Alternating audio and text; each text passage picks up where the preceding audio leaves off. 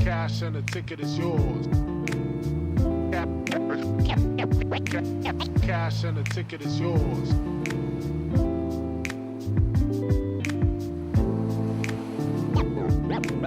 Yo.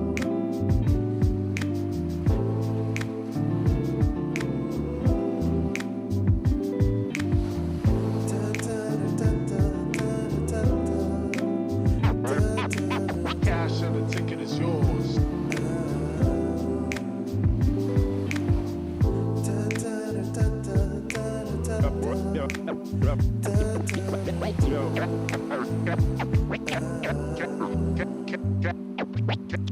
Cash and the ticket is yours.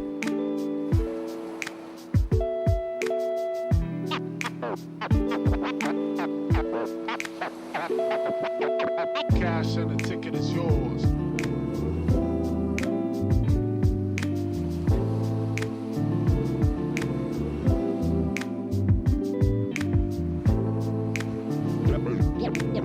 Yo.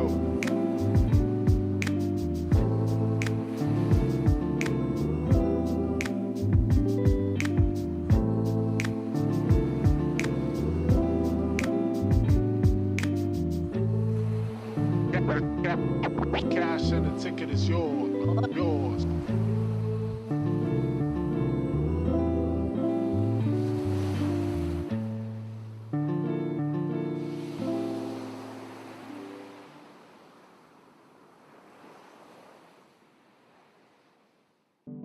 Our insight here, you get an insight and you know something, but you don't want to say it out loud because you're kind of afraid that it's not going to be really true and it'll spoil the whole thing for you,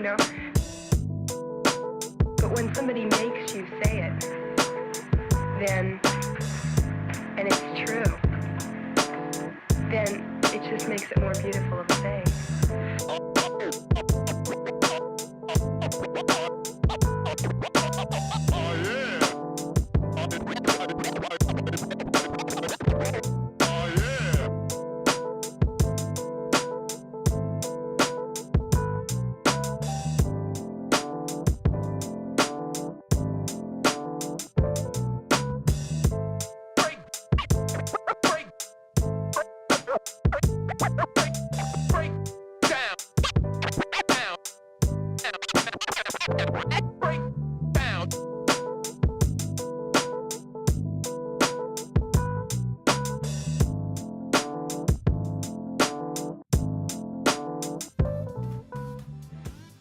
And good morning, afternoon, evening, wherever you are in the world. We are here at CGL bringing you some more action from our GOATS tournament we got going on.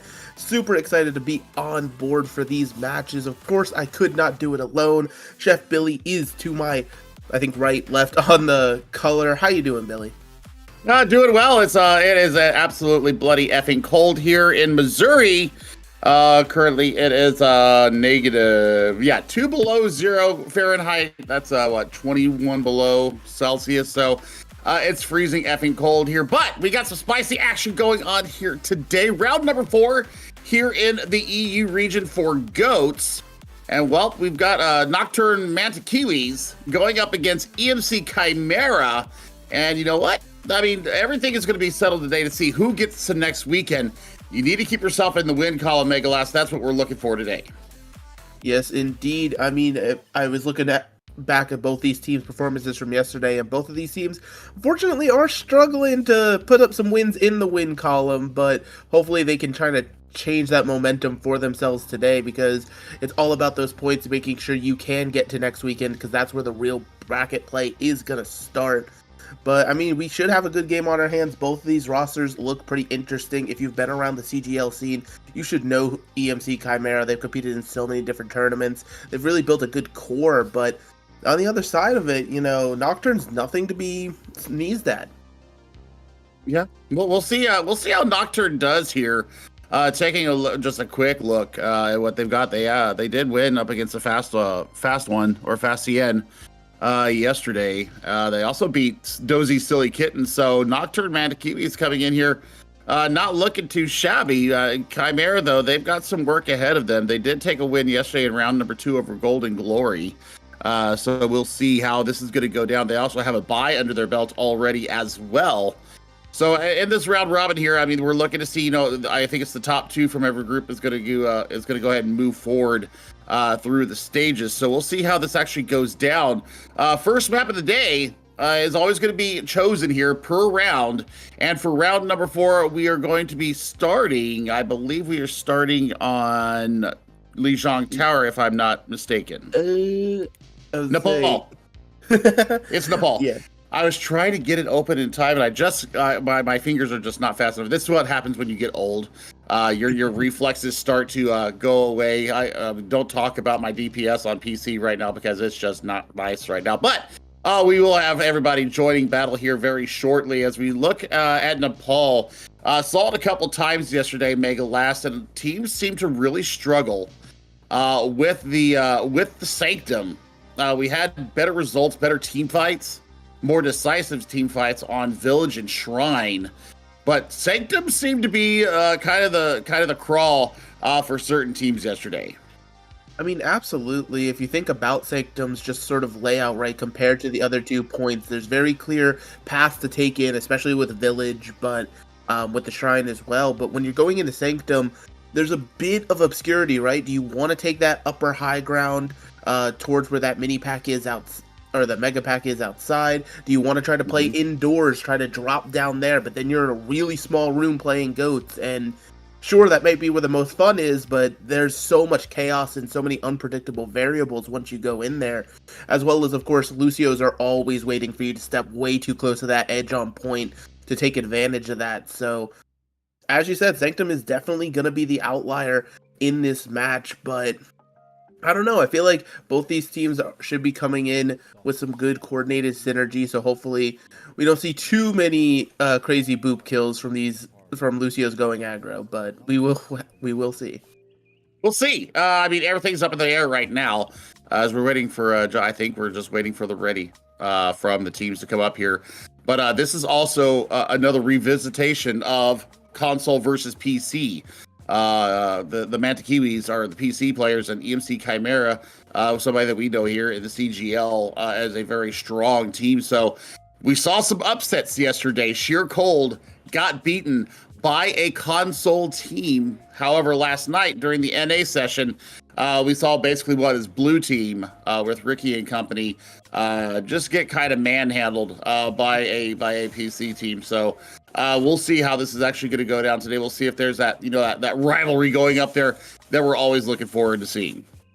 Yeah, absolutely. And, GOATS is kind of one of the compositions that truly levels the playing field across the board, right? There's no incredibly intense aim heroes besides the obvious outlier of Zarya. So it kind of makes it so console players, that inherent disadvantage they have is taken away, and they can truly just kind of go toe-to-toe with some of these teams. Especially a team like EMC Chimera. Like we said, this is a known roster. They have amazing synergy together, and that's what GOATS is all about. Being on the same page at the right time can truly produce wonderful results, regardless of any sort of skill difference. It's absolutely incredible to see.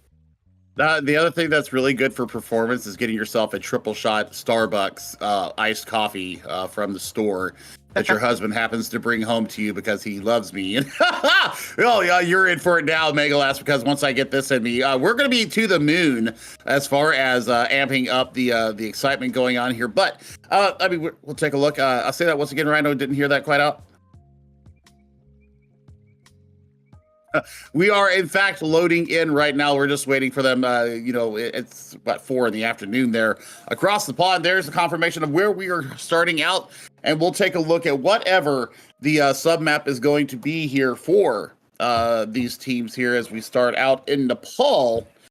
We'll see how this goes down, Megalast.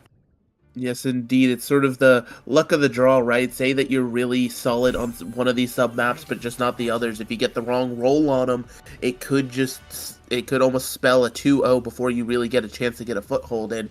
But unless I'm mistaken, we are on the Sanctum itself, actually, to start out. So this will be fun to see where these teams choose to path. Yeah, this is going to be interesting here. Are they going to take fights early? Are we going to be looking for an aggro? Lucio, I mean, I tell you what, with the Steadfast being removed here for this GOATS tournament, Lucio is definitely much more viable in the way that you expect. Yes, indeed. And with a slight composition rollout here, it seems both teams are going to be wanting to roll towards this high ground. The Winston just doing some poking and prodding, looking to see what's happening. But now the Winston slightly cut off, having to jump into the pit with the assist from the Turtle. Mr. Turtle's boop, and now that's going to be the go button for the side of Nocturne. They're just going to be walking forward, pushing everybody back. Not looking like they're going to be able to secure any of the kills, but they should be able to secure first point cap here. Yeah, I mean, this is running a Winston into a Reinhardt composition. I can see what you're going for, and you're looking to build up Primal like really, really fast, and then, you know, go crazy with the environmentals. It's definitely not expected. But I mean, with this Ana variant as well, you're looking for the Nano engage here with the either with a Zarya or with the Winston. Yes, indeed, and they're already so close to that Nano here, but now the Monkey's taking too much damage again with the Discord Orb is going to be burned down, so now it's going to be yet another chase attempt for the rest of Nocturne, trying to secure some more of these kills here, but again, EMC Chimera seems to be able to manage to escape, and now they have that Nano online. This is actually really incredible that they are able to disengage so quickly. They're keeping that amp speed for when they need it, but now they're looking up against a, oh my gosh, they're going up against a Graviton Surge here. Sound Barrier out early. Yes, indeed, but eCash is going to be able to strike first blood once again, this time onto the Brigitte here. The Transcendence keeping everybody nice and healthy. Meanwhile, the bomb being invested by Saker due to just being thrown out of mech.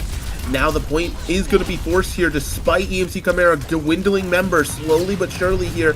It is going to be just those two tanks on point. The Primal Rage even being popped actually means that Mikita is going to go down. The Shatter is able to net the Zarya on the other end of it, though. So after this back and forth exchange, once again, it seems like Nocturne's going to be coming out on top.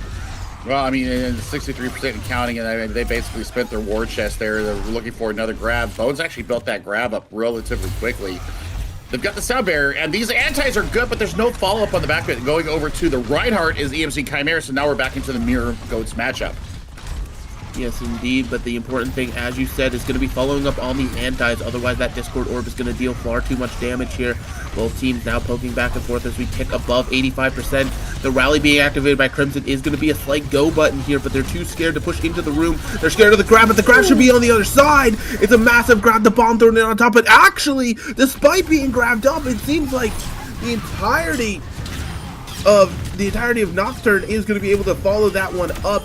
The Zen goes down to their own hand and knocked. Oh, I've slightly confused myself. I think that the teams have flipped or something. I'm not sure.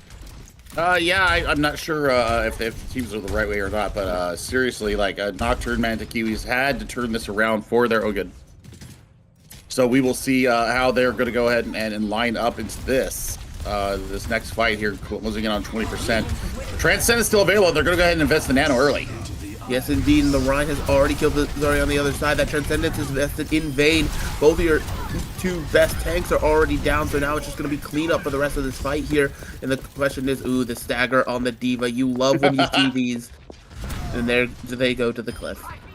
Yep, I mean, send yourself down the pit of hell, get the reset.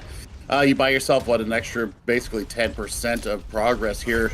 Now, looking at Mantikiwis, I mean, they did go ahead and invest the Nano into that fight, so now they're going to bring out their own Zenyatta, so that is not necessarily a good sign here for Chimera. I was actually loving what they were doing with those antis, just not enough in the back of it. Yes, indeed, but now the Shatter's being exchanged on both sides here, and it seems like Ejin is going to get the better end of it, but actually taken down due to the Brimstone and the swings coming through. Now the Graviton being forced from zone, trying to get something comboed with the Diva Bomb is going to mean the Rhine goes down along with the Diva mech, it seems, and it, again, Nocturne gets another good hold here. They're slowly reverse sweeping this little point here. Yeah, and I mean, really early aggressive Shatter there from Ejin really does turn the fight and forces a lot of the cooldowns out of EMC Chimera, and they're forced to kind of take a fight not on their own terms. So now Nocturne Mantikiwis, they get their mech back as well. They're going to have a lot of sustain here as we push in on the last point. Yes, indeed, both teams going back and forth. Zarya Bubbles being held, Tomikita waiting, but no, the Rhine is too close to the edge, and it's going to send eCash flying off, and now there's got to be some follow-up, some pick to come through, but they don't touch! EMC Chimera doesn't get to the point! Sir Charles the Knight has entered the building. And we have our first C9 of the day. It's been 0 days since our first one. Oh, good Lord. You can fight the battle all you want, but you gotta get yourself on the point and at least get the overtime procced. That was just absolutely absurd to lose out in that sort of fashion, because you were starting to turn the fight despite being down your Rhine. You picked both supports, but it just didn't work out for you. But now heading into this round, it seems like both teams are wanting to stick to the actual traditional GOATS mirror. Well, I mean, and Nocturne and Metakiwis, I mean, they kind of played some games here with EMC Chimera, bringing out the Winston Ana version of GOATS, and now they're done with that, because Chimera has shown that they are definitely very well versed in the standard GOATS composition. You need to make sure that you've got some peel back for Psychoka there on the Zenyatta, because Zen seemed to be the first one going out, and here we go again. They have focused down the Discord core. That's the big difference between the first part of Sanctum and here and the first fight. Yes, indeed. Now without that Zenyatta, there's just not as much damage, but EMC Chimera is still going to make it work, being able to take down the Brig, and actually, slowly but surely turning this fight in their favor, despite being that extremely early pick here. Saker will get their pound of flesh, and actually, it seems like it's going for a tad bit of a back and forth here, but ultimately, at the end of the day, there's just too many EMC Chimeras up for this fight, and they'll get first cap. Despite losing Psychoka there so early in the fight, they were able to kind of rally and turn around there using those biscuits from Crimson. You've already built up your sound barrier. That's how much work Mr. Turtle was getting done. Shatter, ready to go here. That's going to be an initiator here for this first defense of the point. Yes, indeed, but you're seeing they're wanting to take this fight to the high ground here. It could be a fast rotation from Nocturne to try to get them just sort of out of position, uncomfortable here, and that is going to be the case. Both teams now just going to be heading towards the point. The question is, will the Shatter get laid down first? We're going to have to see both teams. And the Shatter is laid down. It managed to connect with one, but the shield blocks the rest of it. The Rhine swinging, looking for anything to come through. Unfortunately, nothing is found just yet, except for their own demise to the hands of the Zarya here. And Bones, super high charges, just beaming everybody down the Rhine. Ejin just getting to swing for free here, and it will be the Nocturne taking a nice flip here. I mean, they don't invest the sound barrier, so I mean, they held on to pretty much everything other than their Shatter.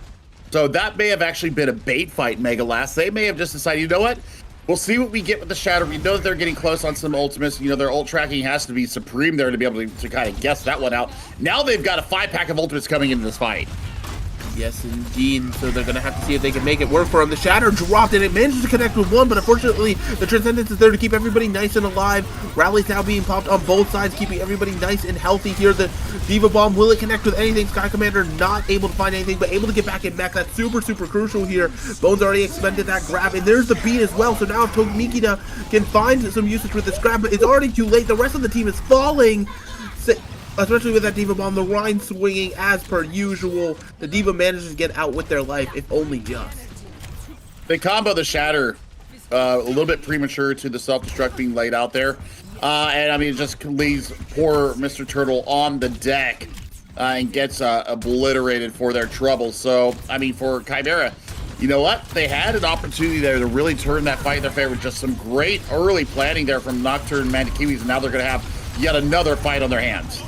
Yes, indeed, the Rhine incredibly low. Somebody's got to make sure Ejin stays alive, and unfortunately, that's just not the case.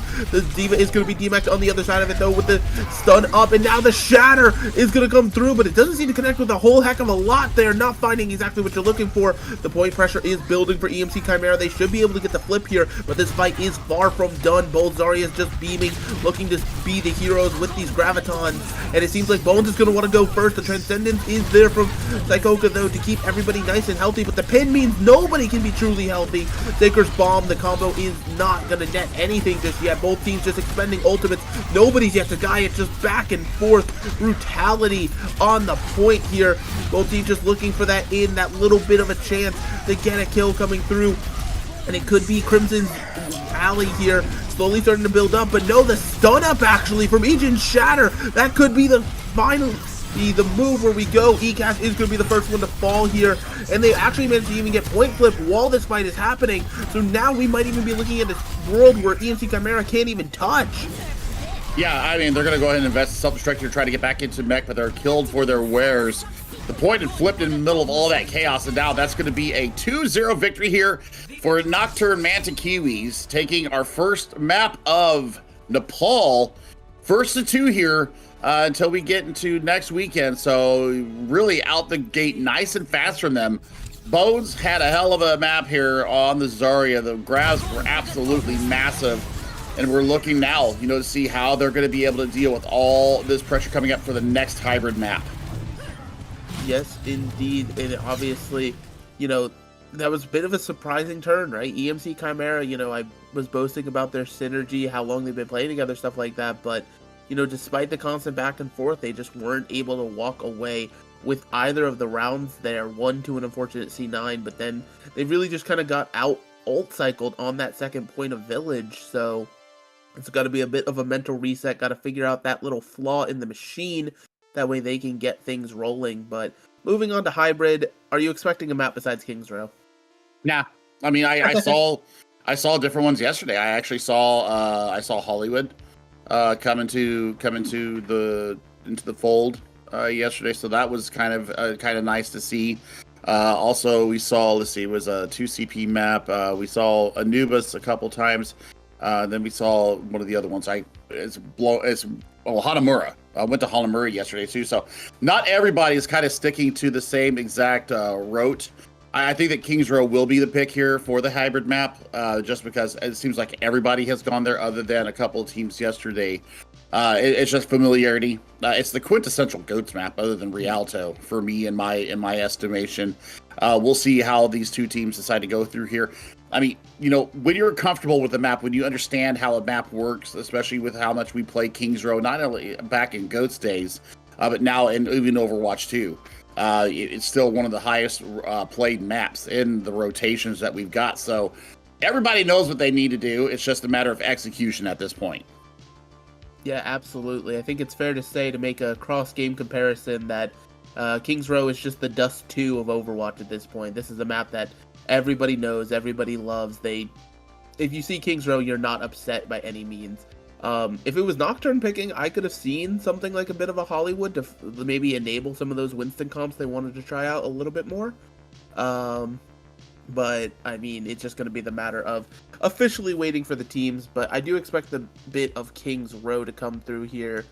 And, I mean, besides that, it's just both these teams just going back and forth now that we're on official GOATS mirrors.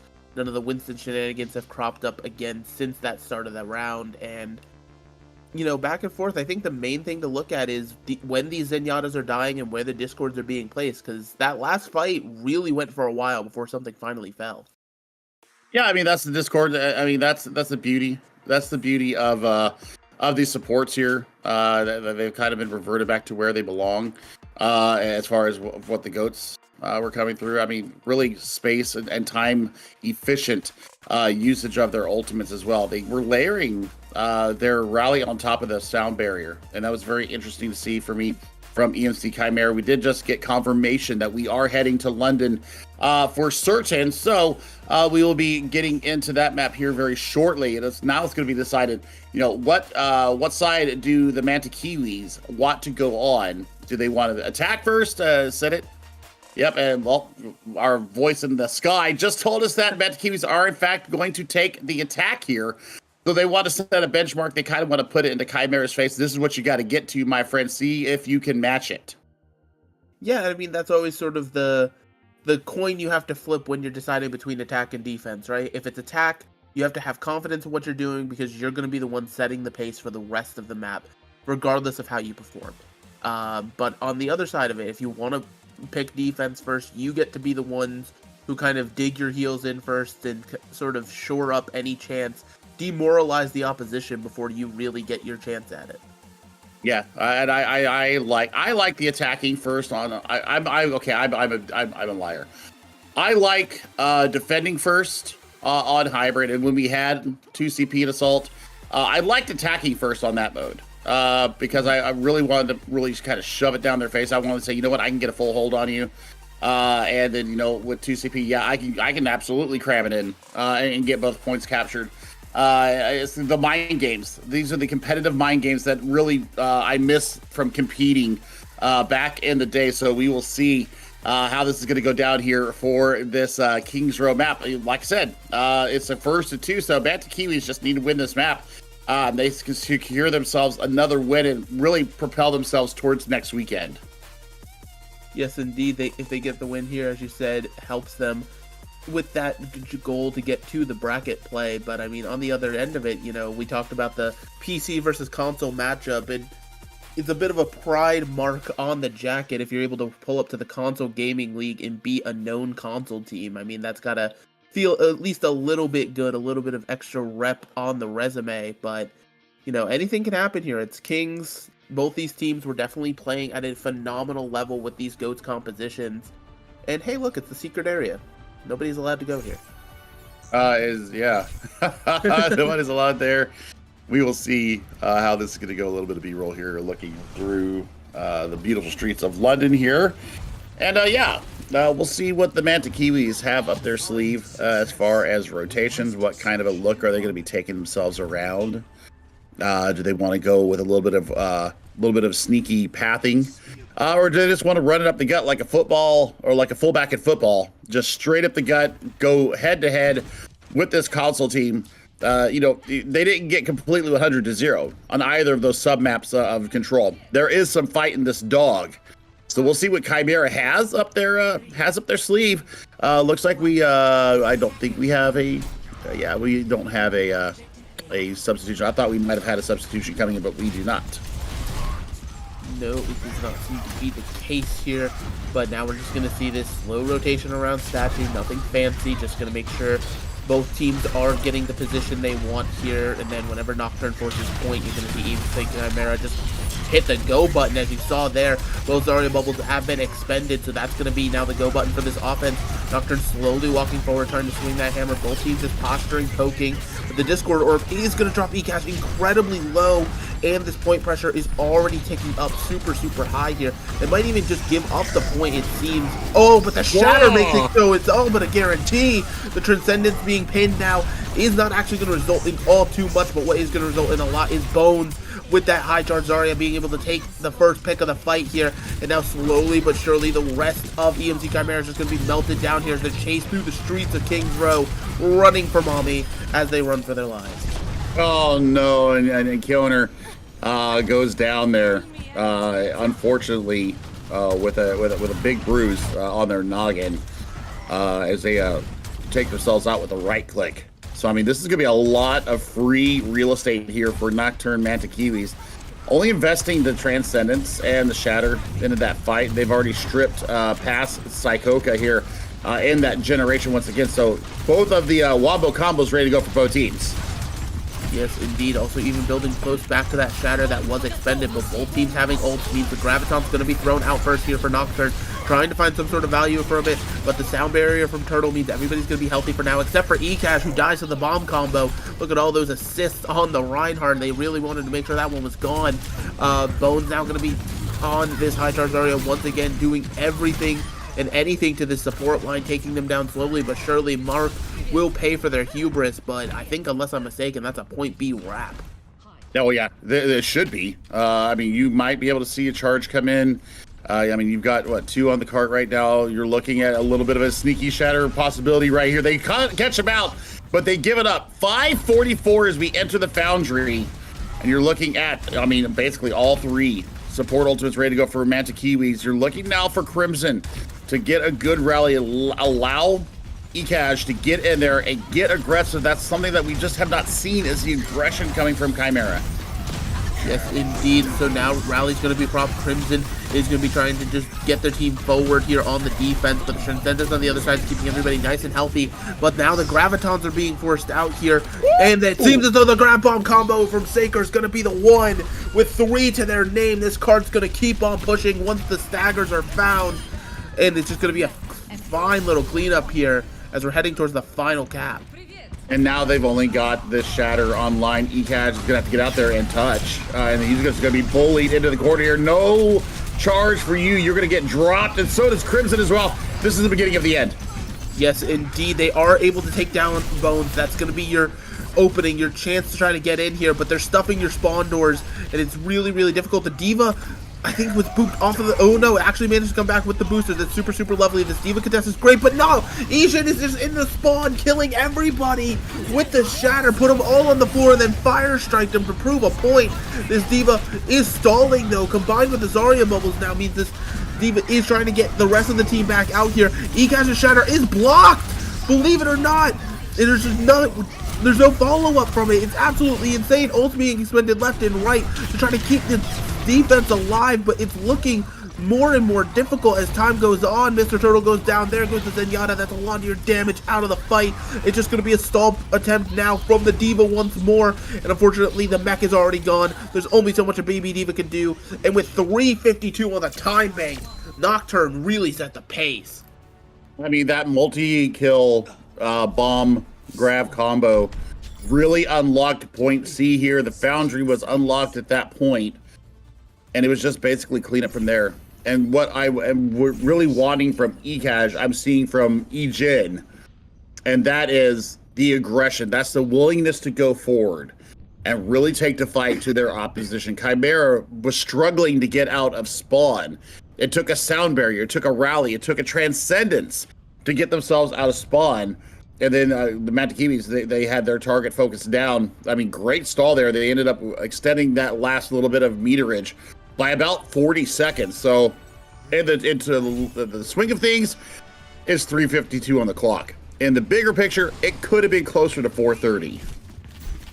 Yes, indeed. And, EMC Chimera, they're a team that's played together. There's probably not a lot of tilting. There's probably good solidarity and just making sure everybody's good on a nice little mental reset to make sure that everyone's all okie dokie, because that's the sort of mental reset you need to happen right now, because you now need to set at least a similar-esque pace. You setting another 3:52, that's going to be very, very difficult to ask of any team, but as long as you can end with at least I'd say a minute 30 to 2 minutes on the time bank, you're giving yourself a fighting chance. I mean, I saw it on Temple of Anubis yesterday, and yes, I understand it's Tube CP, but there was a 2 minute 58 second difference between the team that should have won, Sheer Gold, and the console team, and the console team actually ends up winning it, coming from behind. So anything can happen in GOATS. Anything can happen, including your Reinhardt going down. eCash is bullied, and that's going to now be the go button again for Nocturne here. They just have such an unrelenting aggression. The second they can smell blood in the water, it is just go, go, go until they can find exactly what they're looking for. I mean, look at Ijin, though. Ijin and Bones, we're going to have their ultimate in this next fight. That is absolutely insane generation on the grab. Fire strikes. And swinging the hammer, getting your shatter up, that's a lot easier. The grab, though, that's the one that's really impressing me. Yeah, I mean, when a grab builds that fast, you don't even need it, though, because he's just going to lay them all on their back with the shatter, following up some fire strikes, and it is just going to be a nice little cleanup once again. These fights, they're going so fast because Nocturne's just winning them with such efficiency. It's efficient, and you hit the nail on the head, my friend. That is exactly what we're seeing here. I mean, once again, you only invest the one ultimate, and now you've got basically 5 on the back of it. Ijin will get a couple of fun strikes here to build up towards the next one, and he's blocked almost every single shatter from eCash all day long. Yes, indeed, but now, hopefully the shoe can be on the other foot here, but more ult being expended from Nocturne. The grab bomb combo, it doesn't find anything, but who does find something? It's going to be Ijin on to Crimson now. The bomb having to be expended from Sky Commander just to get back in mech. Without your break, you don't have a lot of healing, and that's going to enable your Rhine to fall. And again, you're being chased back to the spawn doors for what feels like the 4th or 5th time this defense. I mean, we are now approaching the halfway point here of point A, and we are no closer to Chimera even touching the point. That is how steadfast this Mantiqui's defense has been. And I think that momentum pendulum is definitely in the side of Mantiqui's right now. Chimera needs something big. This grab could be the beginning. Yes, indeed. So this question is of how they set it up. They actually rotate through Hotel and grab everybody up through the wall. Interesting little strategy there. eCash is going to drop super, super low, but the sound barrier is going to keep that Rhine nice and healthy here. So we are still 6v6 heading into the next fight. The block followed up by another shatter. Both Rhines giving it their all. Nothing being netted for it yet, though. But it is going to be eCash once again, the first one to fall with the grab bomb combo. Not a lot you can do there, especially when you're pinned. So now it's just going to be the rest of this team following up here. The Lucio falling. And with only a minute in the bank, EMC Chimera's got to find something. I love seeing the grab bomb combo work. You get 1.5 kills out of it, and that's nothing to sniff at. So, I mean, you're getting full value. I mean, and poor eCash is just being laid to waste here by Ejin and company. But basically, one good fight before we're all done. Yes, indeed, this fight is going to be good. Both Transcendence is going to keep both teams super, super healthy through this one. And Isha's going to lay people down with the Shatter here. The Transcendence keeps you alive for now, but how much longer can that really last? There is a slight little bit of reprieve here. You can get some healing onto the people that need it right now, but it is going to be a Graviton onto the enemy. Zarya here, Ganona dropping incredibly low. But it seems like it's actually on the other foot. The grab bomb combo is working out, but not before Saker has anything to say about it. Now we're 4v4 here on the point. That is always going to favor the offense, especially with this B added in on top now. And Rakim is going to go down on that Zenyatta. So I think after long last entering OT, there might finally be a point cap here for EMC Chimera. We still got a contest coming through. We're going to have we're going to have Transcendence and the sound barrier. They're going to basically wait until like, what, 85, 90% before they go. Here it comes. Yes, indeed, they're going in. That sound barrier is now going to keep everybody nice and up. And eCash dropped down to the ground by the Earth Shatter of all things. The Graviton's holding everybody in place, makes it so they can't run anywhere. And everybody just falling to the wayside. The Transcendence, a fruitless attempt to keep everybody nice. And look at that. Burn the D.Va mech through a Transcendence. That's how much damage Nocturne just put out. Absolutely incredible from the Mantikiwis. They've earned this 2-0 in a pretty resounding fashion.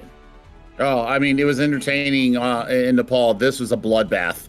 And Saker absolutely having their way with these combos. I mean, look at this, just perfectly timed. And goes through the Graviton Surge of their opposition and just gets the work done, and then closing it on the back of that.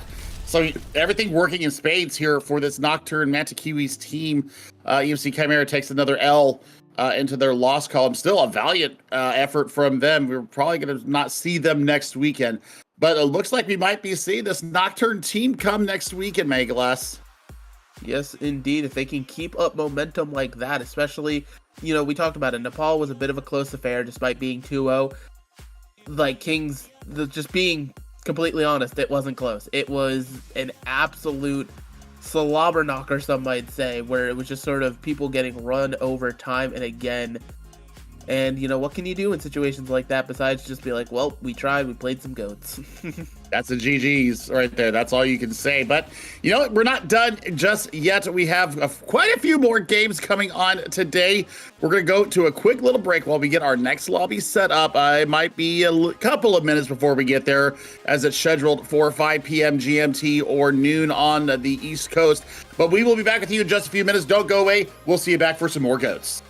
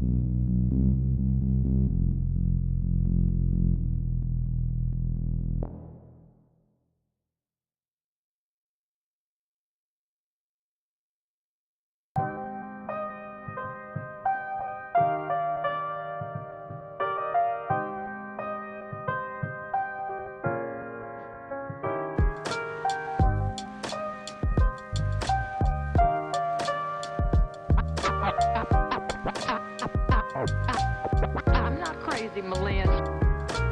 I'm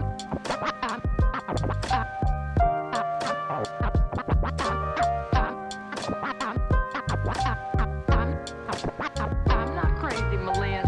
I've just been in a very bad mood for 40 years. 40 years.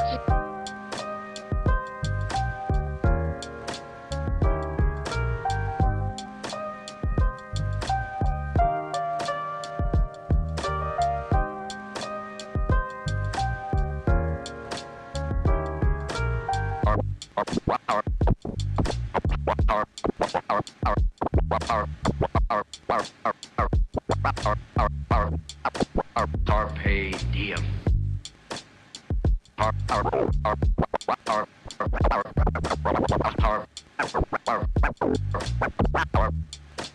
Carpe diem.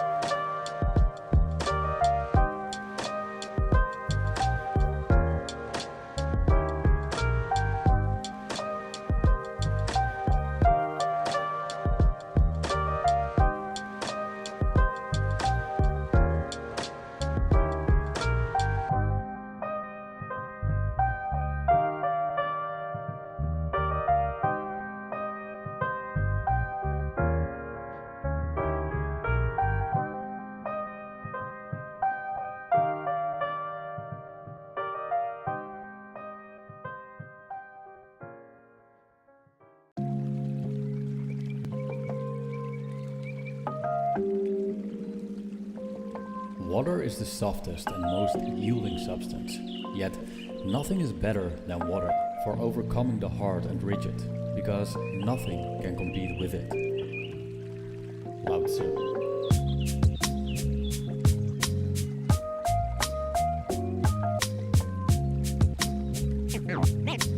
Name straight, new wave.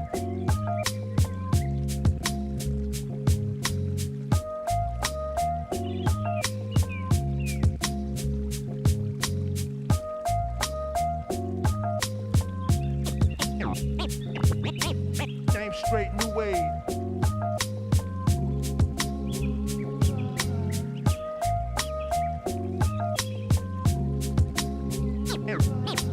Name straight, new wave.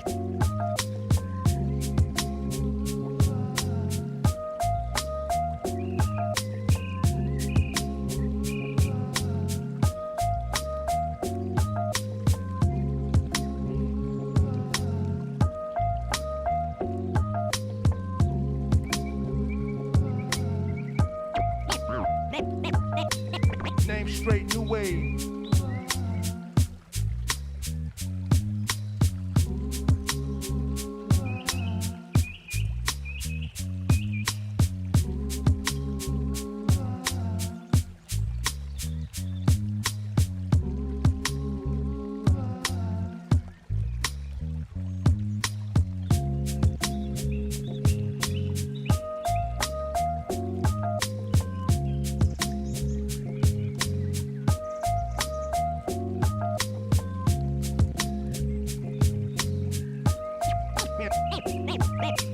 Name straight new wave.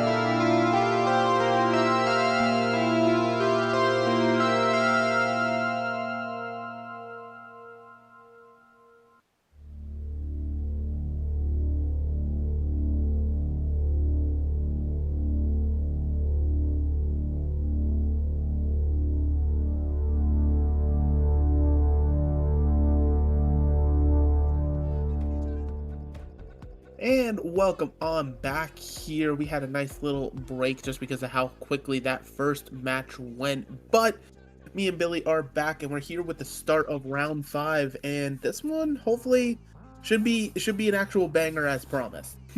Well, I mean, anything can happen. Once again, this is GOAT, so just depends on what the two teams are feeling like. Are they feeling froggy today? Are they feeling more ready to go than possibly what they may have been seeing? I mean, looking at Dragons Yokai coming in here, they've got 2 wins under their belt that I can see as far as what the CGL website is showing me right now. I'm not sure how the rest of their matches have gone so far. I know that they've had a bye. I believe they've got a bye. They've also got another match coming up in round 6 coming up here very soon.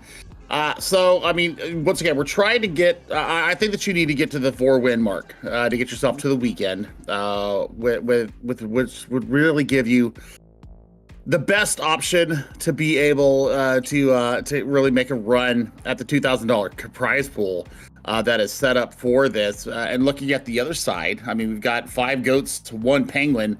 That name alone deserves a lot of love. And looking at, they've had an up and down. They won one up against, it looks like they beat Arcadia Goats, and then they've taken a couple losses as well. One against Fantazord, and then one up against S Goats. So, kind of a mixed bag there for 5 goats, 1 penguin. We'll see how this goes. It's PC versus PC here, so we'll see a lot faster time to kill, a lot faster engagements. I think this is going to be the banger of the day here so far.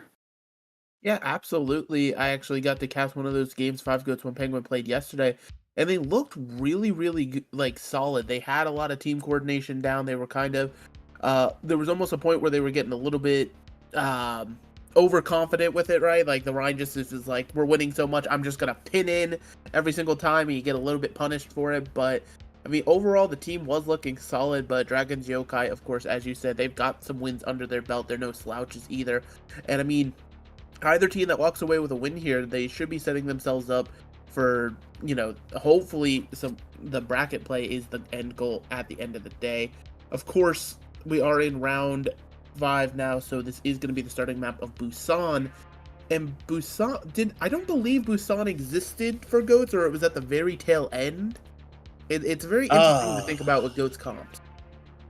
I think it was at the very end. If memory serves me correctly, it was either right at the beginning of Roll Lock or at the end of the goats era. But I'm thinking about how we'll play goats here, because my memory does not bring back any of that. And so I think Sanctuary is actually going to be the outlier here, with Busan having a very direct kind of pathing onto the point, having to throw yourself at the point there. Mecha Base, I think, will be the most fun if we happen to go there. Hi to you, Ana Sophie. Ça va? All the love. Hope you're doing well. Yeah. Thank you, Lottie Love, as well. We will see as we engage here in the first fight. Dragons Yokai definitely on it. Yes, indeed, but on it just a little bit too deep, as Elo Hell is going to go down. Without that, Reinhardt is just going to be a full-scale retreat being called for the rest of Dragons Yokai here. 5 goats, 1 penguin. They want to push this advantage as far as they can, but ultimately they realizing it's not a lot they can do, because they also need the point. They're going to end up trading their Zenyatta for a Zarya, and that's a trade I think you take pretty consistently, right? Zarya, one of the biggest damage dealers out of the fight with the first point cap. That's always nice. Oh, yeah.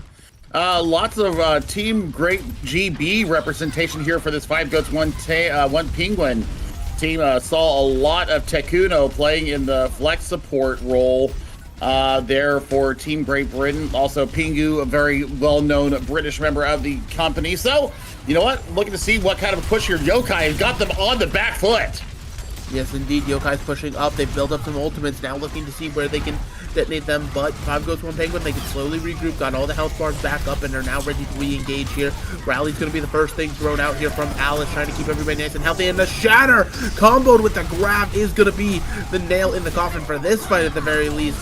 Combo the Cat is going to go down. Elo Hell into the back line. The B actually having to be extended to make sure the Rhine stays up, and that doesn't even keep the Rhine alive. Pingu on the Zarya is able to burn that one down here, and now the Diva Bomb is actually going to take out Evil. Slowly but surely, 5 Ghost One Penguin's going to turn this fight around, it seems. You know, they lose the Diva back in the process. That break is so close to being finished, but the survival is absolutely crazy. The Lucio Peel, unfortunately, all good things must come to an end, and that will be 5 Ghost One Penguin taking the point.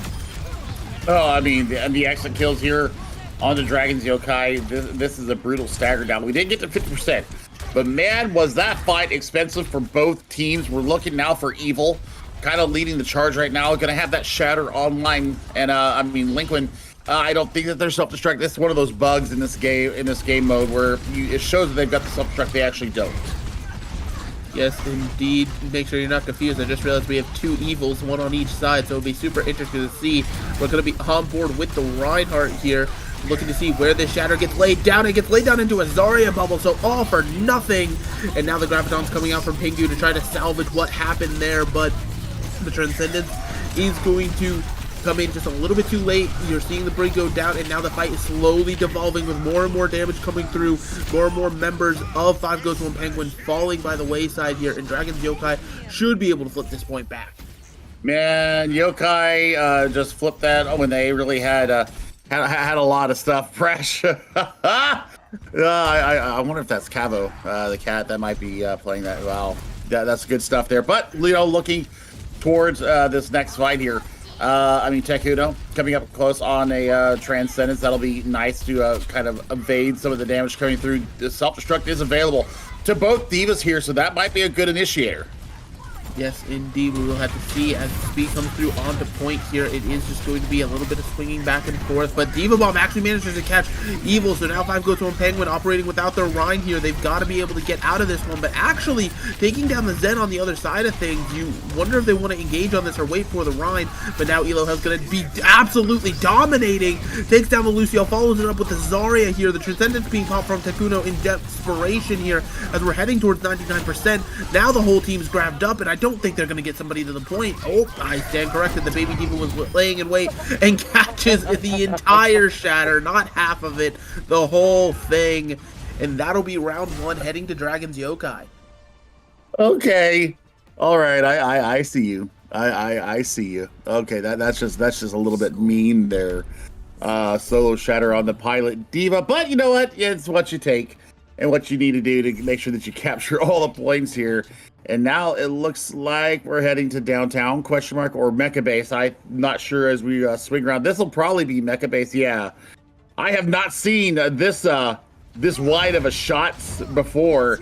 So nice work there from our beautiful observers there. We've got Mara, I believe we got Beam Garden as well, giving us the pictures. Lottie is in the lobby as well, getting a little bit of extra help to our teams. But we'll now see these two teams go match head-to-head. Dragons Yokai with the 1-0 lead.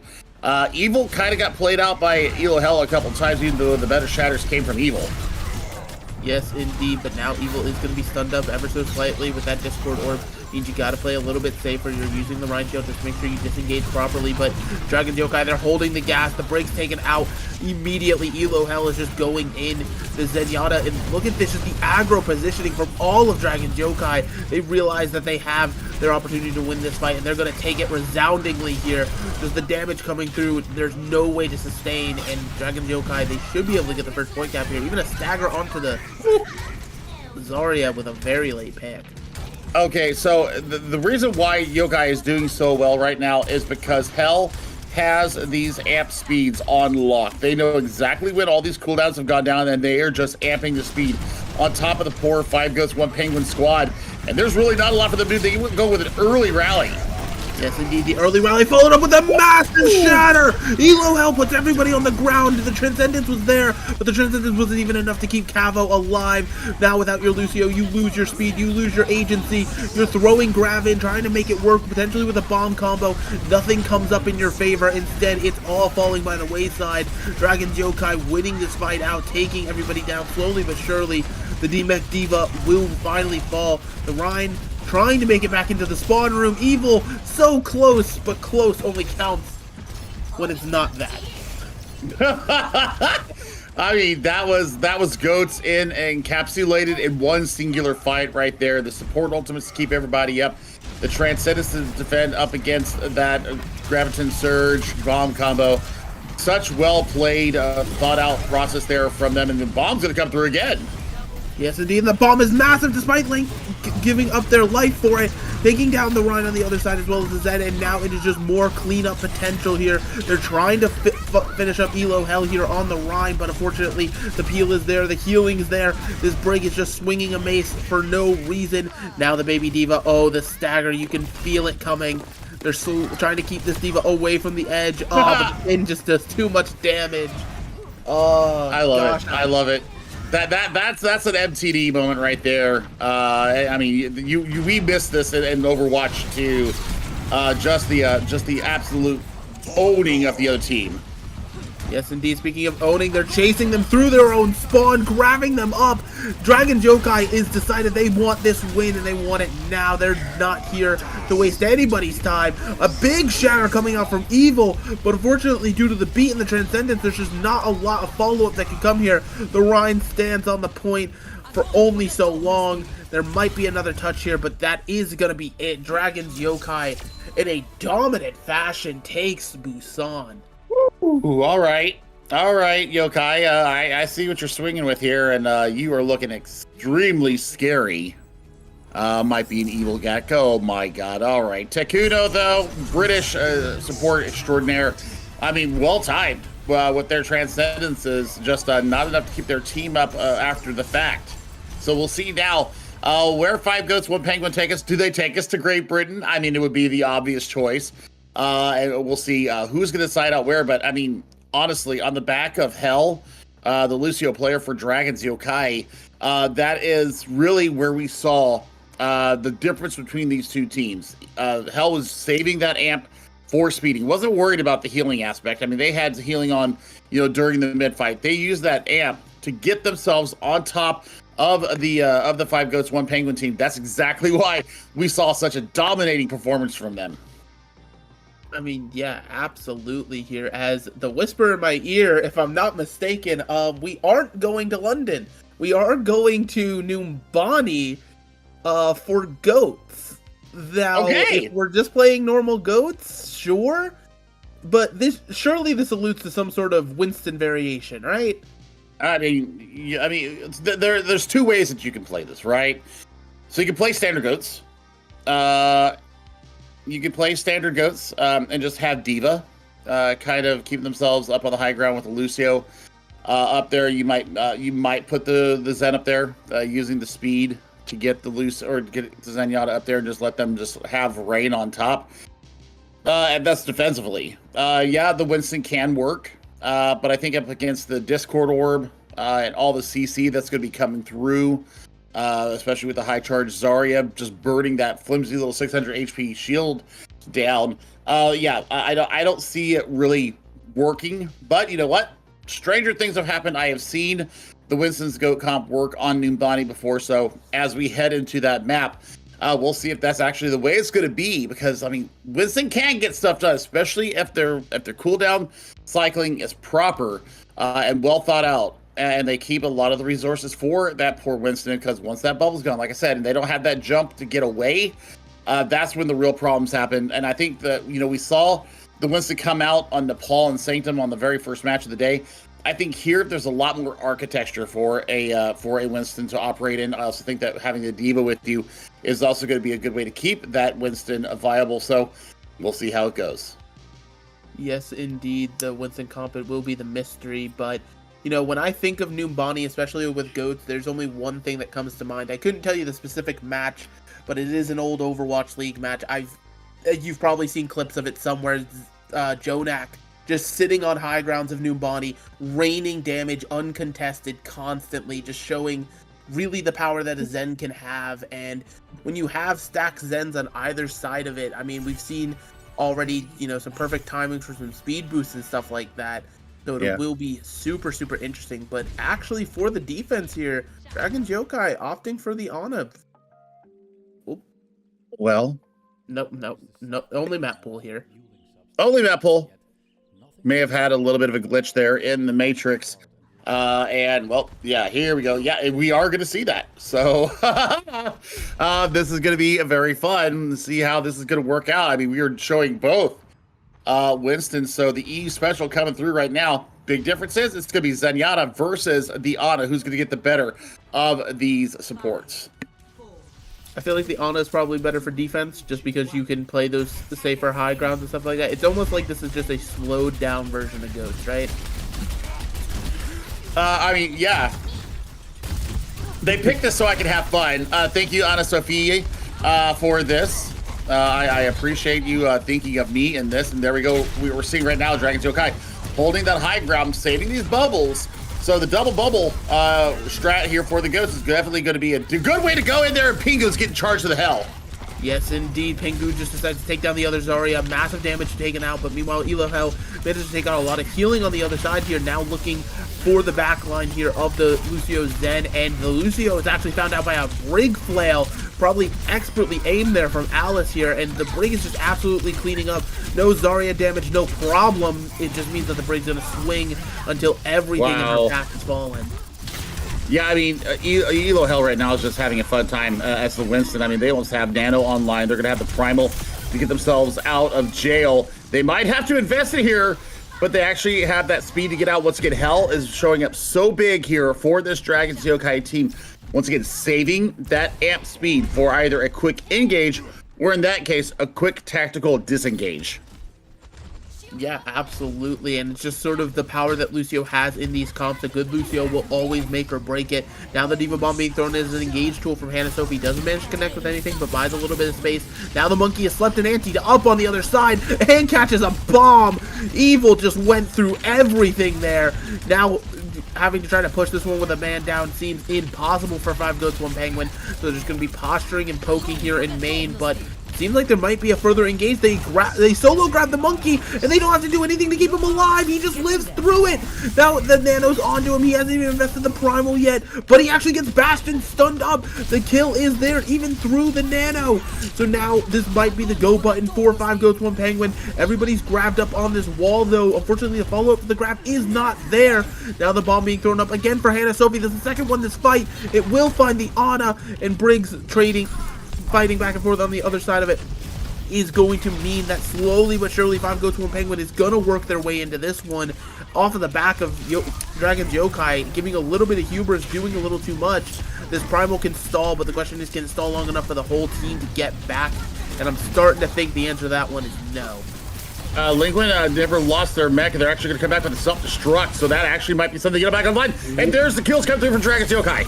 I stand corrected. Absolutely, these picks are going back and forth, but Dragons Yokai, the Primal was enough. It stalled out long enough. They're getting back into this one. 96.3% is all that it seems like they're going to be able to walk away with here. Both the Winston and the Diva stuck in the backline now against the high charge Zarya. The whole team collapsing in on them. Hannah Sophie's mech is gone. The Monkey is down, and the baby Diva is all that remains, trying to find the closest cliff they can. Oh my god, how do you turn it around? And now we're sub 60 seconds. I mean, the stall was perfect. The juggles were impeccable, not only from Elohel, but Evil actually in the back line after getting slept. There was a little bit of a wayward bullet that woke him up, and you know what, ended up taking down East Pac-Man. So I mean, we're now 30 seconds. You've got Grab and Sound Barrier online. You've got the Nano available. 5 ultimates ready to go here for 5 Goats 1 Penguin. There's the grab out. Yes, indeed, the grab, the beat answers. It's almost like a rhythmic clock. You know it's coming. So now the beat on the other side of things. Cavo's going to get everybody out, and it's just going to be a beat that seemingly gets not a lot of anything except a little bit of space. And the Zarya sent off the map. Elohel showing again the Winston dominance here, as it's just more and more punish coming through. There's so little time left in the bank, but there's not going to be anybody to touch because 5 Goats 1 Penguin is just falling over. And they won't even walk away with point A on their own map pick. Oh my god, they wanted to give me some excitement. They wanted my heart to race. Ana Sophie, yeah. I mean, this is good stuff. I mean, just that focus fire alone and the ability to hold your Primal until you needed it at the last moment. Really good gameplay there from Dragons Yokai. The fact that Lanquin got away with their mech intact. They didn't follow down. They didn't confirm the D-mech onto Lanquin, and that comes back to bite him in the rear end in the end, because you see Tekuno going down to that self-destruct that was thrown in from Lanquin. There was 2 on the point. Well, that turned it into a 1v1 at that point. And then basically from there on out, everybody was able to get back onto the point. It was a full 6-man unit there. And then that nano engage, allowing Elahel to build up another primal in the interim. Really smart usage of their cooldowns, really smart usage of their cooldowns. And now we're going to see the roles reverse here. We're going to see Tekuno bringing out the Ana. I saw it during the Team GB trials. A pretty damn good Ana player in their own right. So this could be a very, very sneaky situation here for Elahel. They're going to have to really manage these cooldowns, especially once the purples come through. Yeah, absolutely. It's just the shoe is now going to be on the other foot, right? Evil is going to have all of the agency on their side of things with the defense. Elahel is going to be the monkey that just has to try to find some sort of value somewhere, as it is just going to be pretty much a mirror defense, you know, even though you just ran it, right? You just went into this, you don't know how to exactly beat it yourself, potentially, so it's going to be a slight speed up to high ground. The anti comes through, but nothing too major or crucial yet, as it seems like there's a fight in the staircase. Hannah Sophie already taken out of the mech, but it will be traded out. Alice will go down, and that should just be a very quick fight, despite having to give up the mech. And the Zenyatta, poor little Zen. Oh wait, the Winston, he's got leap, he'll get back. Okay, that scared me. I thought they were gone, and I don't think that this is, if that's the same Zenyatta kick from Overwatch 2, then he's off the map.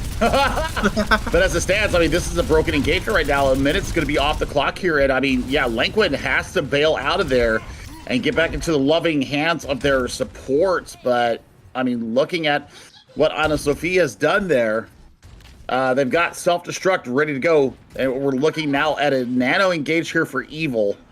Need to see how they decide to path this. Evil actually might come up with this Graviton Surge before anything else is online. Yes, indeed, and they choose to go through the low ground, but not before Alice being caught out once again.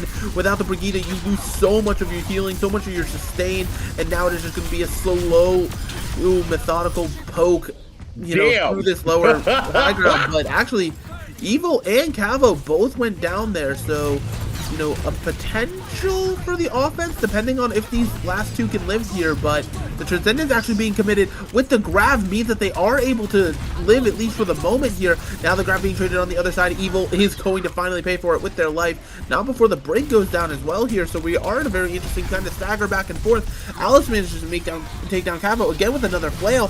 The offense is coming back into this one. Dragons Yokai decided that they can commit to this, they can win this one out. The Evil Bomb, it lands inside the Winston bubble, so it doesn't get a whole heck of a lot, and now the beat is just going to make sure everybody on Dragons Yokai stays nice and healthy. They've been getting everybody back one by one here. The Brig trying to live as long as they can, even with Rally. It's not a guarantee here. Might have to give up a little bit of tick percentage as you lose your Diva. Now it's going to be on Evil with the Primal Rage to stall it. It's the first tick going over, just keeping an eye on that point. Now the beat coming out from Cavo to keep anybody and everybody who's up here alive, and that is going to be Lanquin's mech gone. So this is going to be the start of a defense potentially if they can find more with it here. But Cavo again down at the hands of Alice on this Brigitte. The Transcendence from East Pac-Man keeping everybody nice and healthy. It's just constantly going here on this point. Back and forth. Hell is taken down finally by the Winston, not before being taken down. Evil on Evil death action. And I think that's all she wrote. Dragons Yokai decides 2-0 is all they want. Oh, entertaining until the very end. I mean, that was some back and forth action there. It only took us 1 point to get to where we're at, but man, was it exciting. Winton over Watt, definitely back into the rotation here, especially the goats, and my goodness. Great sportsmanship seeing there in match chat as well, but man, East Pac-Man there, this last Transcendence, this is what really did them in. When that anti came through, they were able to kind of flip that switch, get the Transcendence on, keep everybody nice and healthy. And that's where we see the flip. And that's how this game is going to end. 2-0 for Dragons Yokai. 5 goats, 1 penguin. They're having a rough go of it here, but hey, at least they are having fun. Exactly. I mean, you had the nice little Evil matchup, and as you saw, you know, very good camaraderie, very good sportsmanship in the match chat. That's always what you love to see with these fun community tournaments like this. But yeah, I mean, unfortunately, there has to be a winner and loser at the end of the day. And Dragons Yokai, they find themselves in a pretty good position as long as they can keep up that sort of momentum and tempo to be heading to bracket play next week. Okay, I mean this is definitely setting up very well for Dragons Yokai, and I think that they really did just have a different level Lucio on their team. Really, Hell was the person that really did get a lot of the work done. A lot of the engagements were on the back of Lucio there. So we got at least one more match going on here today. We're going to go for a short little break. We'll be back around the top of the hour. Don't go away. Megalast will be back with you here in just a little bit. I don't know what you want. Let's have a bit of fun till I downfall. My love, if you feel like I do right now, don't say you're on the run to the other side, my love.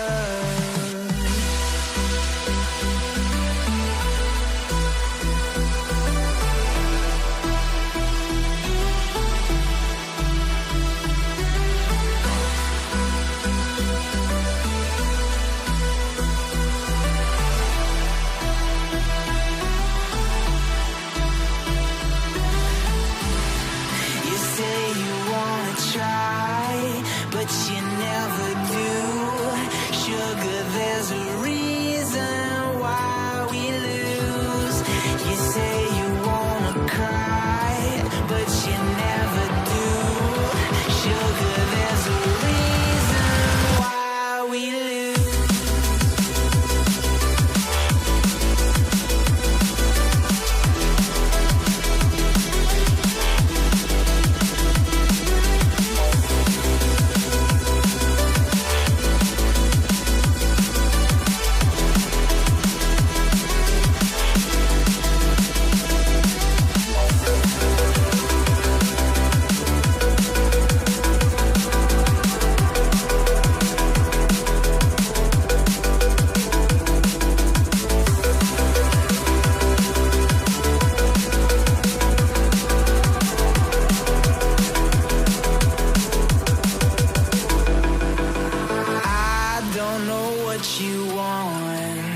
Let's have a bit of fun till I downfall.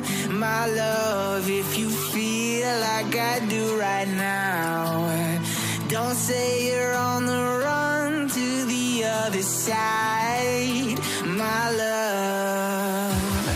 You say you wanna try, but you never do. Sugar, there's a reason why we lose.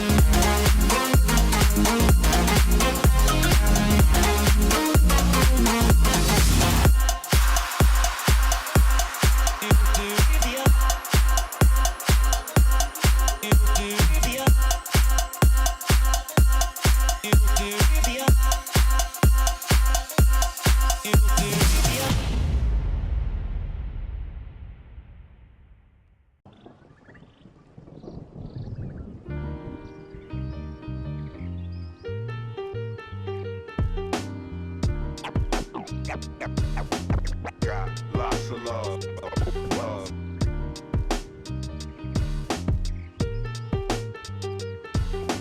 Got lots of love. Love.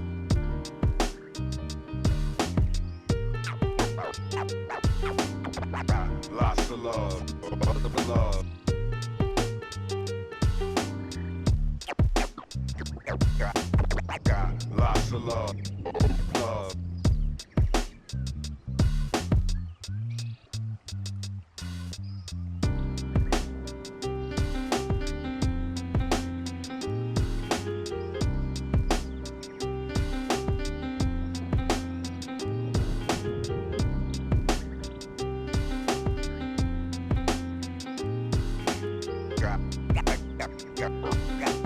Got lots of love.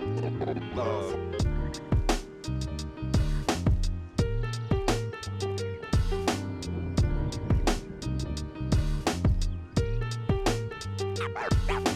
Got lots of love. Love.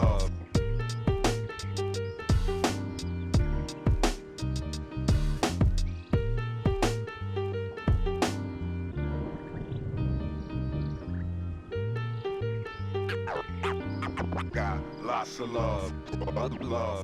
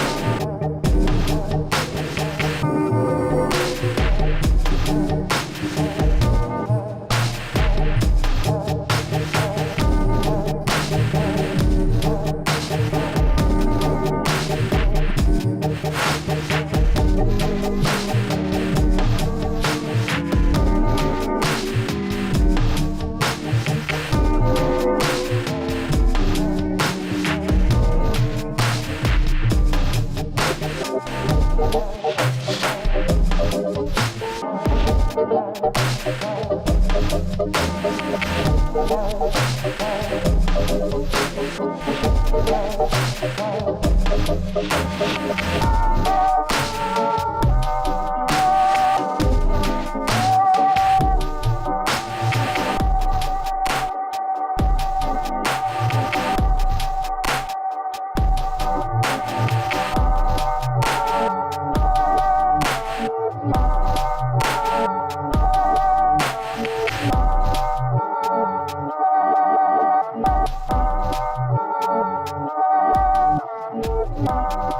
Love.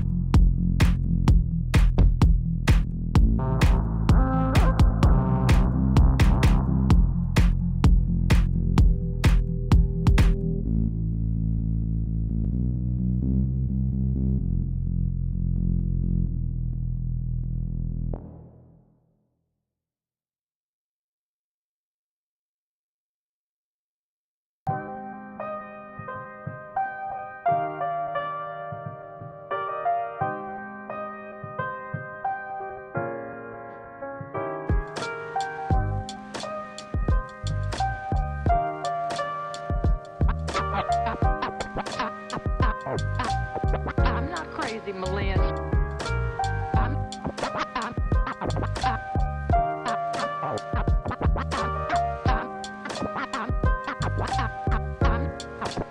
I'm not crazy, Malin. I've just been in a very bad mood for 40 years. 40 years.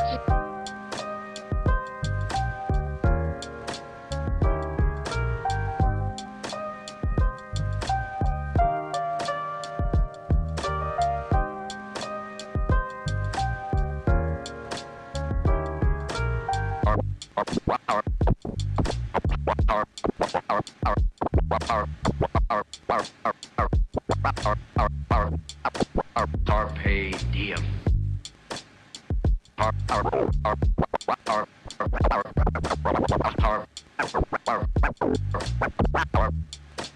Carpe diem.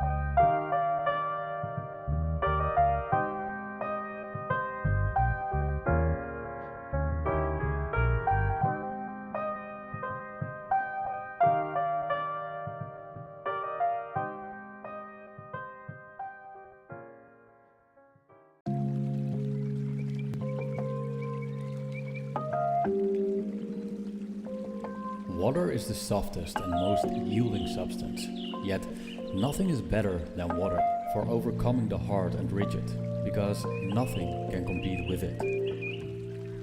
Lao Tzu.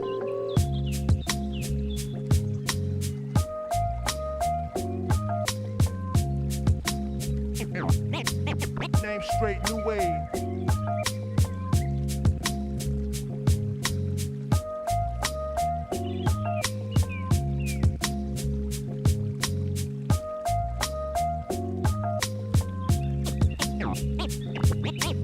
Name straight, new wave.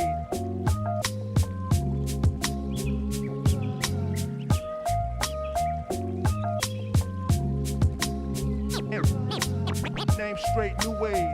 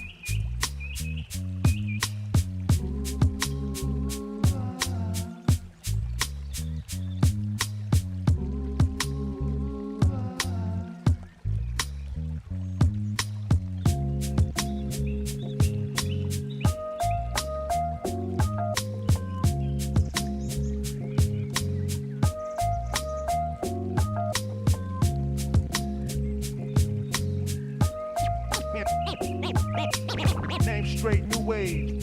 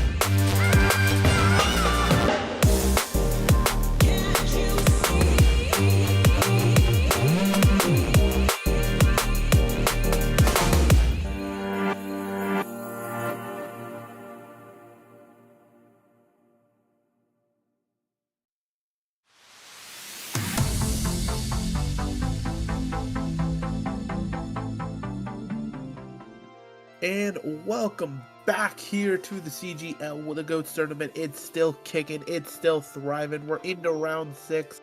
I got Billy by my side for our last EU game of the day here. And we've got some interesting teams to say the least here, don't we, Billy? Apparently, LFP, MT, 4.5 plus, is not just the name of their team, it's actually an ad for them. They're going up against one of the best in the console gaming league. especially Oblivion, took an L yesterday up against ZDC. 2-1 in one of the most closely contested matches that we saw in the EU region yesterday. Looking for a little bit of revenge today. Looking to see if they can bounce back from that loss yesterday. I didn't see how the rest of their rounds have gone so far, but I mean, based upon what I saw yesterday, they've got the goods. It was just about pacing. I think that was the one thing that I really wanted to see was a little bit better pacing out of Oblivion yesterday. Haven't had a chance to take a look at LFP. I don't know if you had a chance to see them yesterday, but this should be a damn good match. Yes, indeed. Well, I haven't had the chance to see them. I mean, any team who has the confidence to go into a GOATS tournament without a main tank and make your team just an advertisement for looking for a main tank, I mean, there's got to be a little bit of confidence, a little bit of swagger going on there. So maybe they'll get a little bit inspirational for us. We are in round 6 of our lovely little tournament here, which means we are starting on Antarctic Peninsula. And unlike the debate with Busan, we know for a fact this map did not exist when GOATS happened. And, I mean, what is going to happen on this map? What's the pathing going to look like? I think that we meet, especially sub-level. I think sub-level will meet on the high ground there. I think that in labs, I think that might be the one that we'll see possibly some different kinds of pathing around. They've got that little spit in the middle. I think that Icebreaker is going to be the outlier there on the boat because there's so many ways to get onto the point. There's so many places for teams to kind of make a little bit of an extra extended rotation.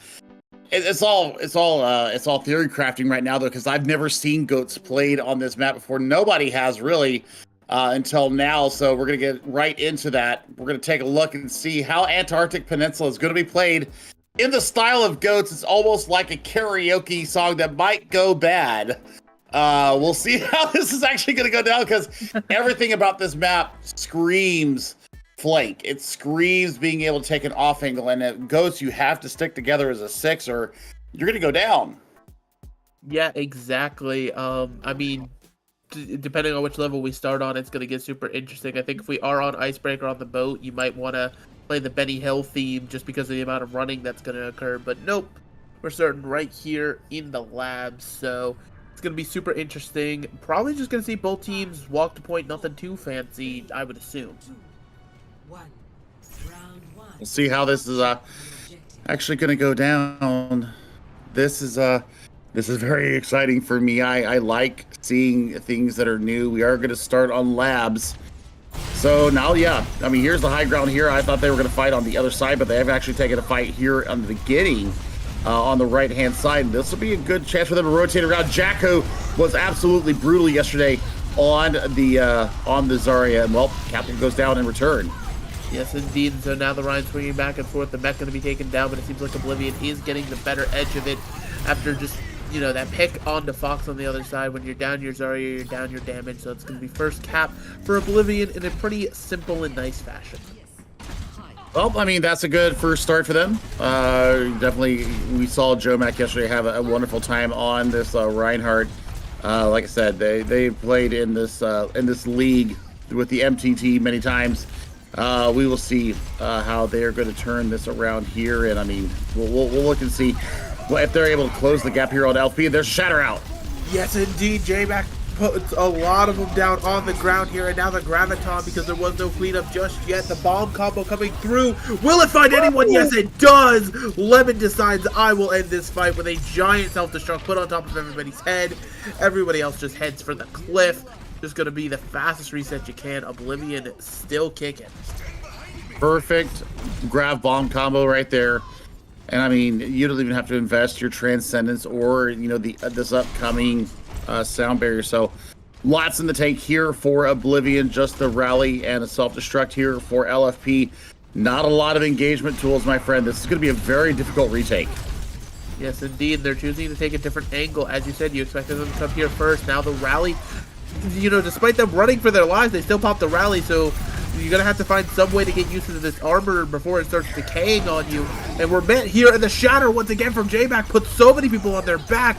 The Rhines are both traded out though, as well as a break, and it's slowly going into Oblivion's favor unless they can find some sort of value somewhere, and that could be it right there. Adam taking out the opposite Zenyatta, but Jacko's still here. The charge is high, and that's just going to be more point percentage, ticking up to the point for Oblivion.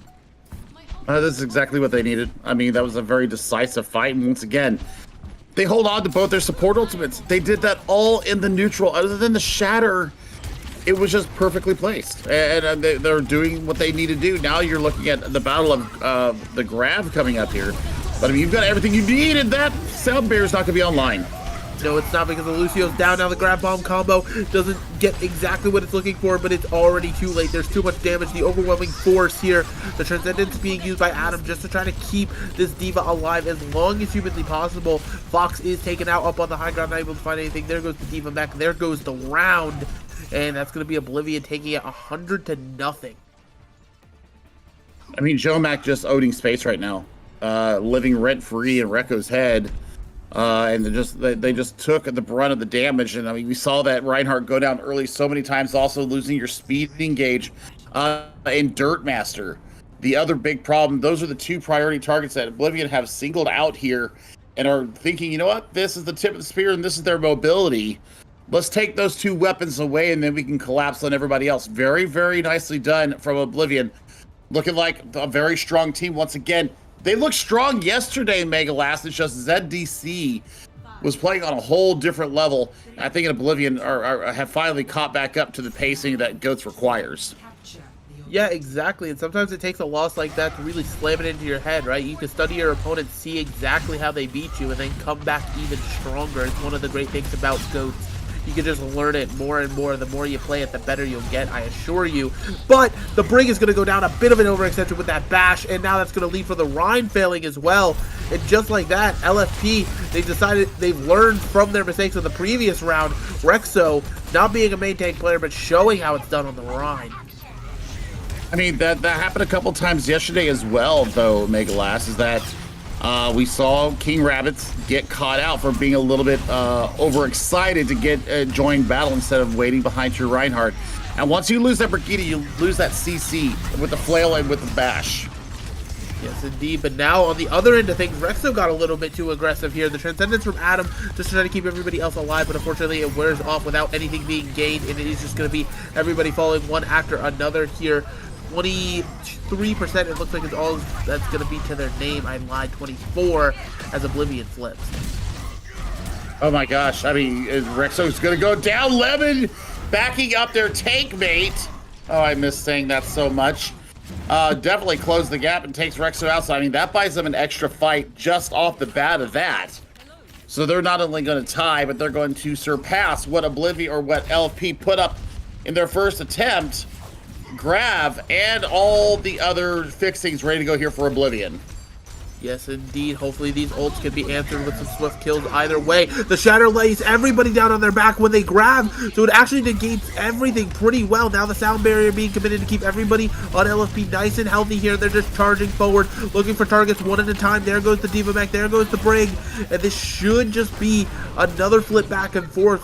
LFP coming online.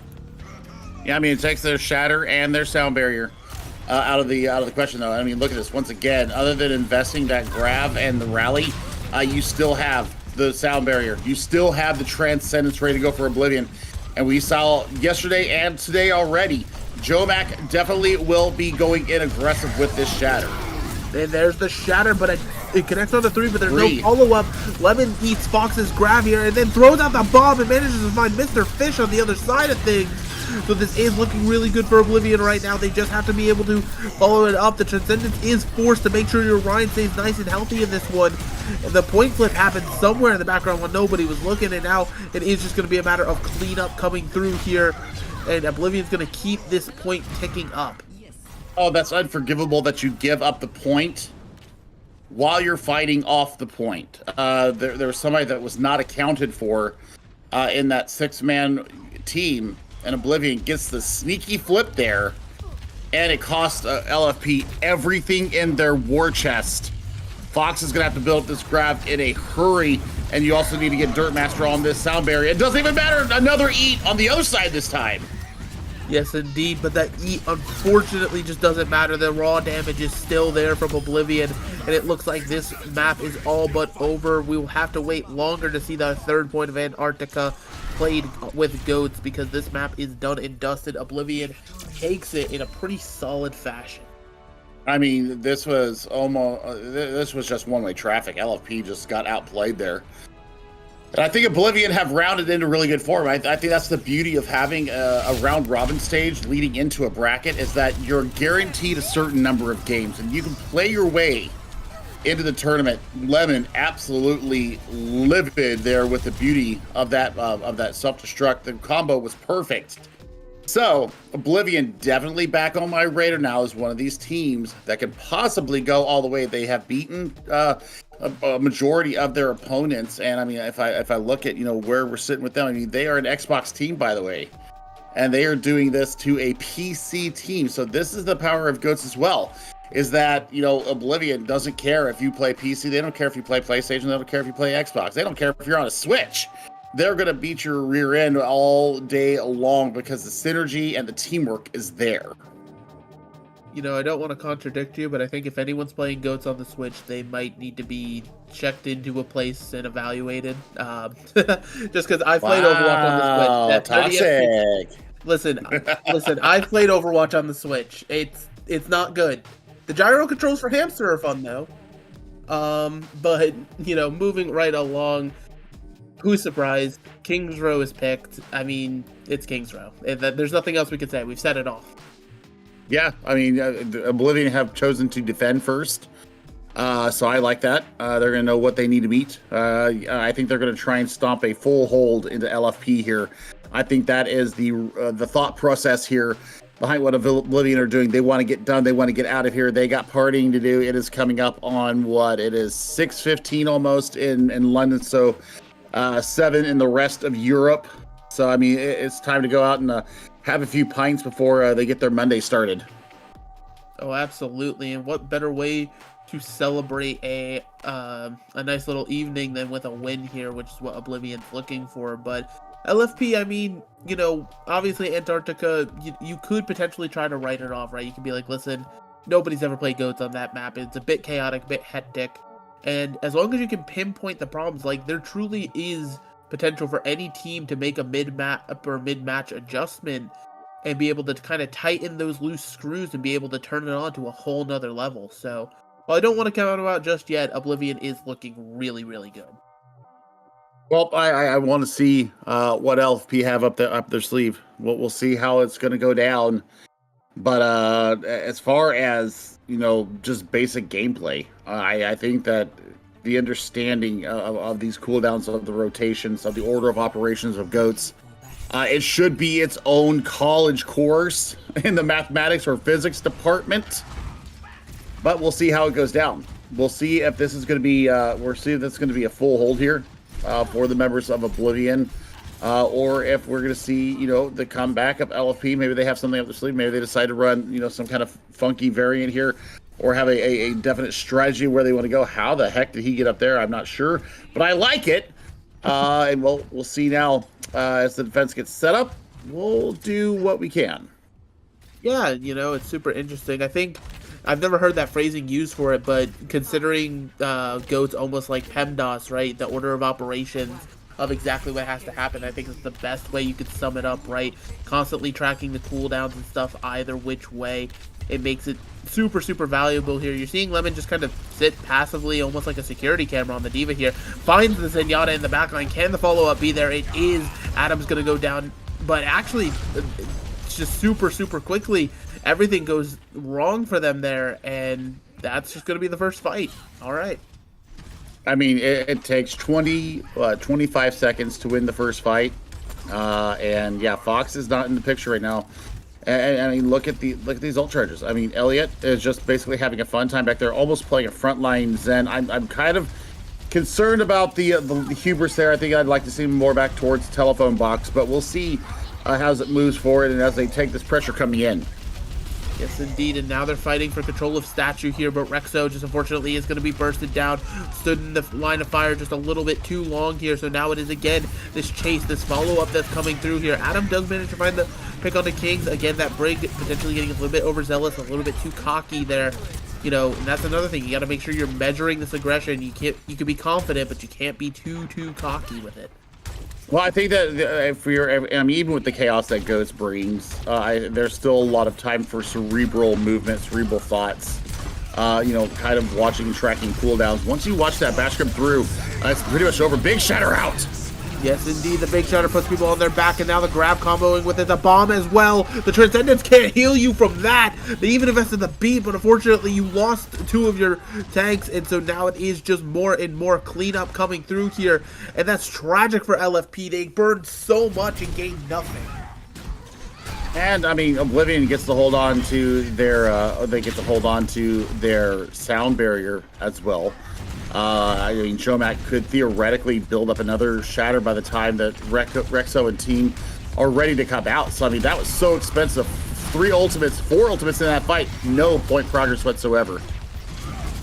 Yes, indeed. But now LFP, they're going to have to try to find some sort of purchase. Could it be back off the back of Rexo's Earth Shatter? And they managed to put quite a few of them on the ground. Rexo drops incredibly low, not able to be healed up by the rally here. So despite putting everybody on the ground, there's just not enough to keep everybody in this fight for LFP, and they're going to slowly dwindle once again here as we tick below the 90-second mark. I mean, again, Oblivion, they've just got too much purchase. They're doing too much. I mean, Megalast, that capital sound barrier was everything that needed to be. Look at these late staggers. Mr. Fish, the pilot form, finally going down, but they also capture Fox. Oh no, it's gonna be a minute by the time we get a full fight, and they don't know that Jomac is just sitting here waiting for a Shatter. You gotta check your corners. They're not checking them. The Rhine's on the floor. Doesn't get the crazy follow-up they were hoping for, and they've overlaid support holds for LFP to overcompensate living for this now. Now they have no way to live through the Graviton, and the bomb doesn't even matter because the rest of the damage is there. Touching the spawn door challenge is complete for J-Mac, and now with less than 40 seconds on the clock, LFP, they've got to make something work. I mean, Jomac getting it absolutely perfectly done there. Has already lapped, by the way, Rexo in that Shatter department as they lay it down. And I mean, we're going to see it. We're going to see it coming up here. So, I mean, you've got the Wombo combo here for LFP. Last chance saloon here for them.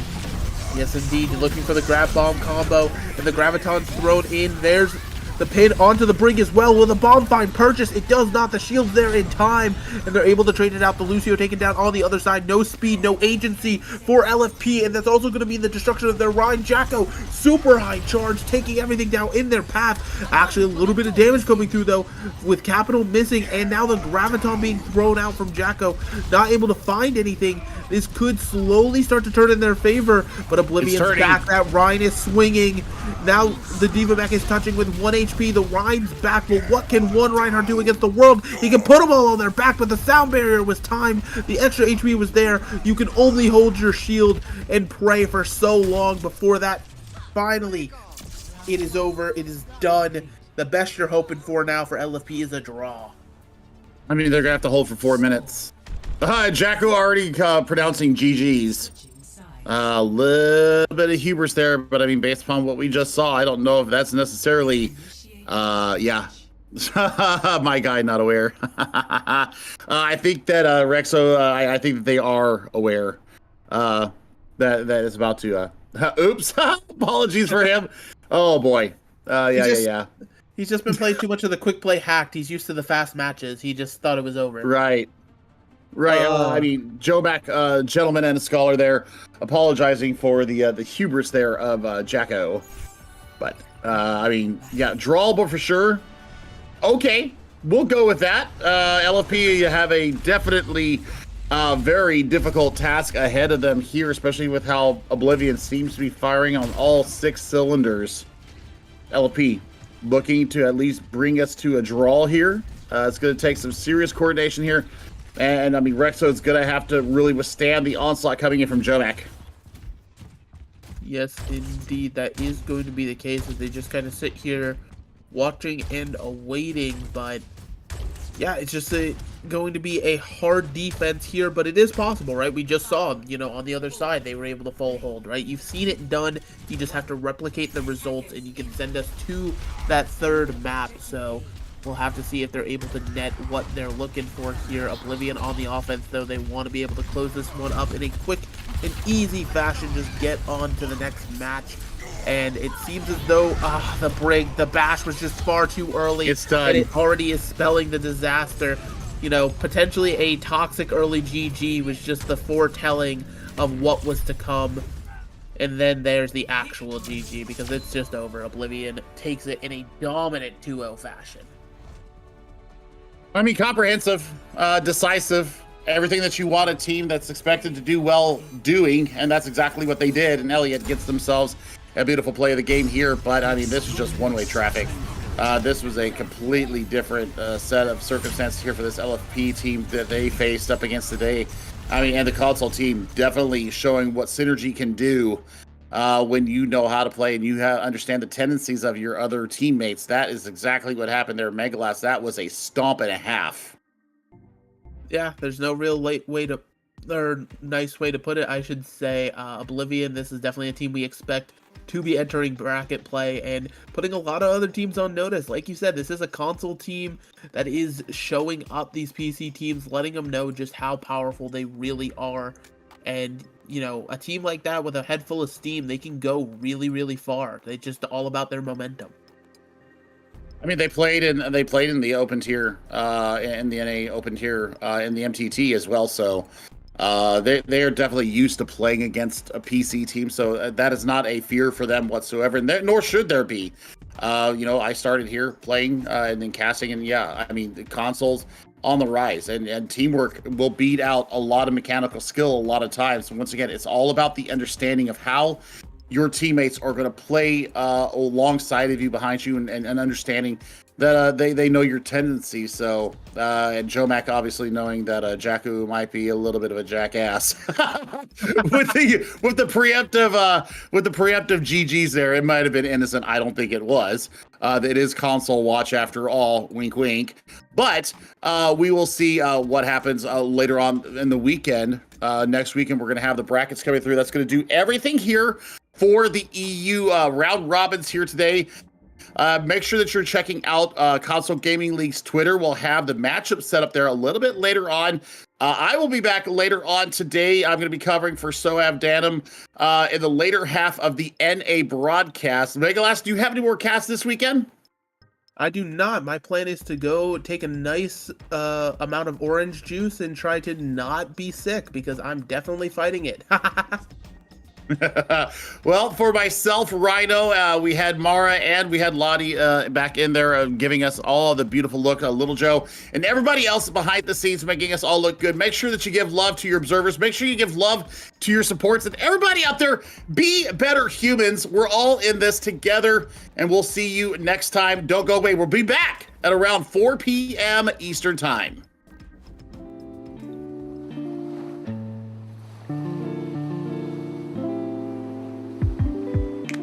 Yo.